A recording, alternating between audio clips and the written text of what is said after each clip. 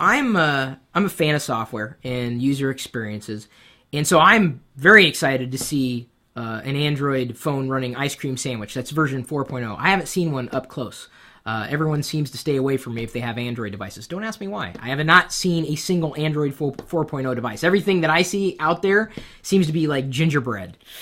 So there are a lot of really nice things in Android 4.0 or Ice Cream Sandwich. And we've kind of summarized them for you because a lot of people wonder, well, is it worth getting Ice Cream Sandwich? And I know you're saying, it's old news. Well, a lot of people still don't have it. Okay, so is it worth it? Well, Ron, one of our resident writers on LockerGnome.com, pretty much outlines it for you. The good and the better of Android. If you judged Android, it's gingerbread days, it's froyo days, you got to take a look at Ice Cream Sandwich. 1, multitasking made easier with a list menu that keeps track of open tasks across multiple screens. And I got to tell you, Android does an amazing job at flipping between apps. Not as good as WebOS, certainly better than iOS.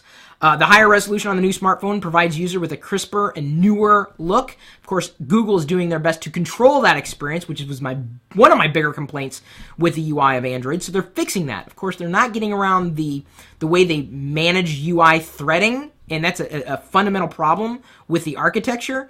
Unfortunately, the way Google has approached it is different from the way iOS or Apple has approached it. So this is the reason why Android's kind of herky-jerky, and it will continue to be that way until Google changes threading priorities, specifically in relation to the UI.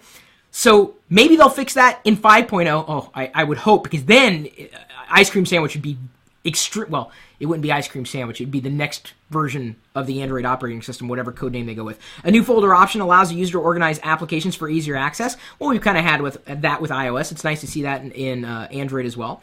Interactive widgets, probably one of my favorite parts of Android, the experience. Having those widgets swipe away. I mean, it's pretty easy to open one app and switch between another, but having the full view of a widget, like something from Twitter or Facebook or weather or stocks, it's nice to have that a swipe away.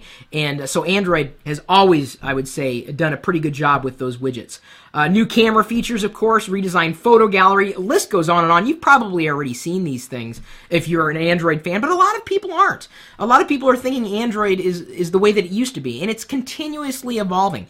And just like any platform, it ain't perfect. It's got its ups, and it's definitely got its downs. But don't count it out. It's getting better with each pass. And if you're looking for applications designed around Ice Cream Sandwich or Android 4, Ron even went further to give you some suggestions, including thick buttons, camera effects, face recog, phone lock, Vlingo. These are things that could help bridge the gap if you don't have Android. I'm sorry. I thought they were optimized for Android 4.0. They're actually for older versions of Android that can help make your version of Android work more like Android 4.0, since Android 4.0 has that built-in face recognition. I don't know if you guys see the commercial where the kid's trying to pretend to be his dad with a mustache. He's holding up the camera and it doesn't work. I don't know. I'm not big into that facial recognition thing, if only because I'm ugly.